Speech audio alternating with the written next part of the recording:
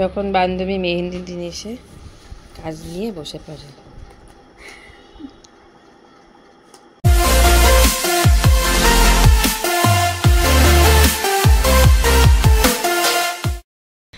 এই যে আমাদের প্যান্ডেল, এখানে সবাই মুভ খলিনি রেখেছে। এটা হচ্ছে ওর কালকের আইবুড়ো ভাতের থালা, যেটা আমরাই খাবার দিয়েছিলাম যেদিন আমরা আইবুড়ো ভাত দিয়েছিলাম। হ্যালো,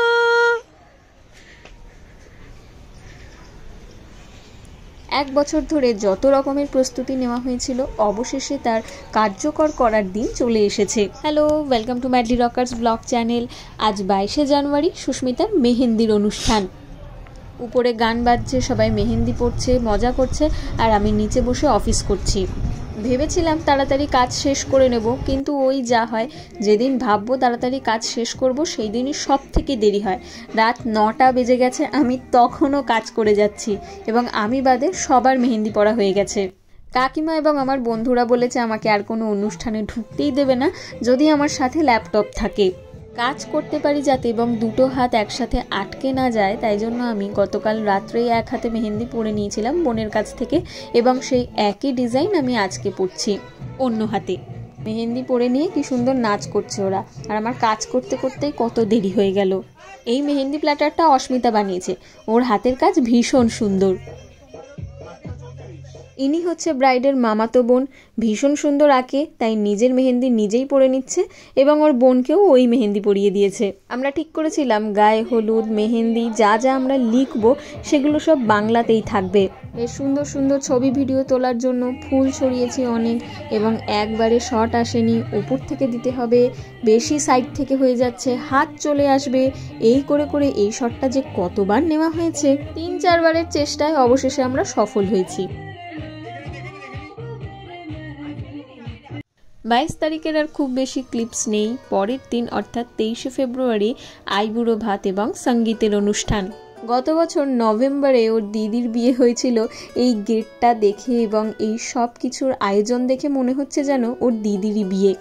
আমাদের তো কারোর বিশ্বাসই হচ্ছে না যে আমাদের বান্ধবী বিয়ে করে আমাদের ছেড়ে চলে যাবে। পাহাড়ের দেশে তো আমরা থাকি না যে ছেলে আসবে বিয়ে করে বাড়িতে। আর এখানে আমি একটু স্পেশাল ট্রিটমেন্ট নিচ্ছি, আমার নেল পালিশটা পরা হয়নি। ও একদম রেডি হয়েই বসেছিল, তাই ওকে বললাম যে আমাকে নেল পালিশটা পরিয়ে দে। ছাদে গিয়ে দেখলাম মেহেন্দি লেখাটা খুলে ফেলেছে। আজকে আর আইবুড়ো ভাতের জন্য আলাদা করে কোনো লেখা নেই। আর এই যে বিল্লি, কালকে সারা দিন শুয়েছিল আর আজকেও ঠিক শুয়ে আছে এখানে। সঙ্গীত দেখার জন্য এখানে কয়েকটা চেয়ার পাতা হয়েছে। এখনও দেরি আছে অনুষ্ঠান শুরু হতে। প্রথমে গঙ্গা নিমন্ত্রণ করতে যাওয়া হবে।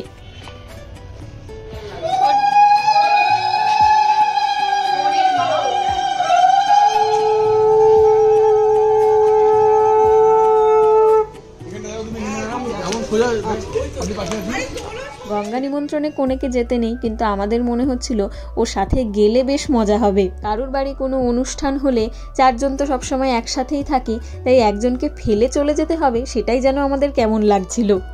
এই যে ও আমাদের সাথে কোথাও যাচ্ছে না, এটাই আরো বেশি করে আমাদের বুঝিয়ে দিচ্ছে যে সুস্মিতার বিয়ে।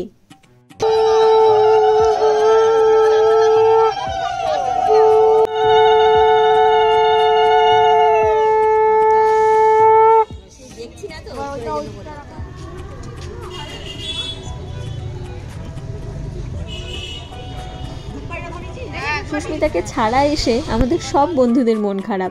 সবাই বেশ বুঝতে পারছিলাম এইবারে বন্ধু বিয়ে করে চলে যাচ্ছে। বিয়ের উপহারটা আজকেই দিয়ে দিলাম, দেখা যাক খুলে ব্রাইডের পছন্দ হয় কিনা।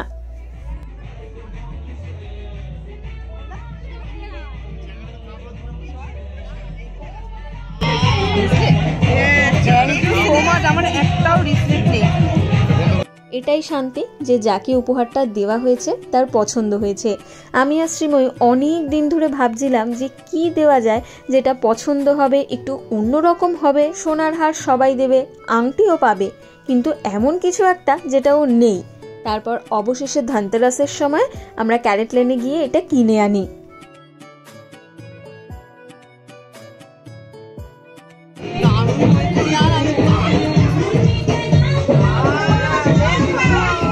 পর্ব শেষ হওয়ার পরে শুরু হয় আমাদের সঙ্গীত, এবং এই সঙ্গীতের ভিডিও তো আমি আগেই শেয়ার করেছি, এবং কাকিমা এবং কাকু দুজনেই একটু ইমোশনাল হয়ে পড়েছিল এখানে।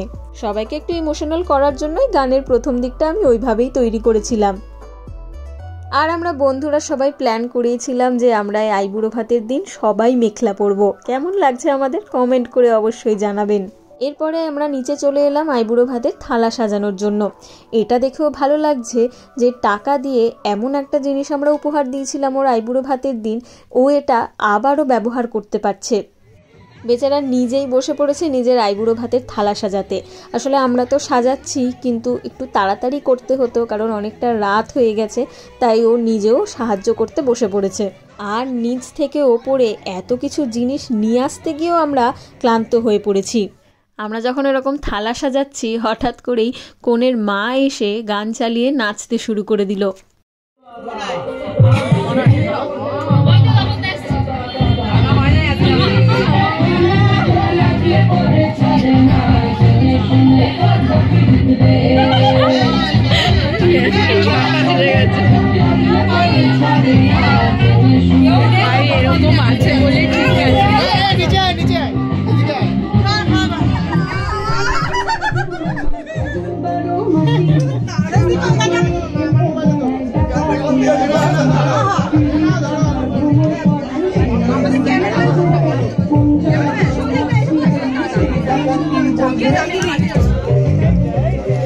তুই এগুলো পাঠালে কি হবে, ম্যাচ করবে না তো কোয়ালিটি।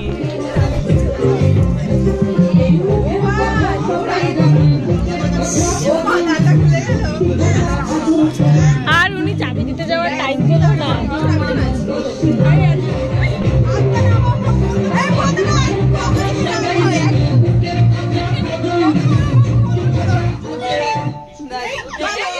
নাচ গানের মাধ্যমে পরিবেশটা একটু হালকা করতে চাইছে কাকিমা। দুঃখ তো সবারই হচ্ছে, কনেরও হচ্ছে, আমাদেরও হচ্ছে, মা বাবার তো অবশ্যই হচ্ছে, কারণ মেয়ে তার বাড়িতে শেষবারের মতন ভাত খাচ্ছে। 27 বছর ধরে যার ভাতের দায়িত্ব নিয়ে এসেছে, কাল থেকেই নাকি তার আর ভাতের দায়িত্ব থাকবে না। আশীর্বাদ পর্ব মিটে গেলে একটু ছবি তুলে ও খেতে বসলো, এবং তার সাথে আমরাও খেতে বসলাম। মেনুতে ছিল ফ্রাইড রাইস আর চিলি চিকেন। বেরিয়ে পড়লাম বাড়ির উদ্দেশ্যে। কাল বিয়ের দিন, অনেক কাজ, সকাল সকাল আসতে হবে।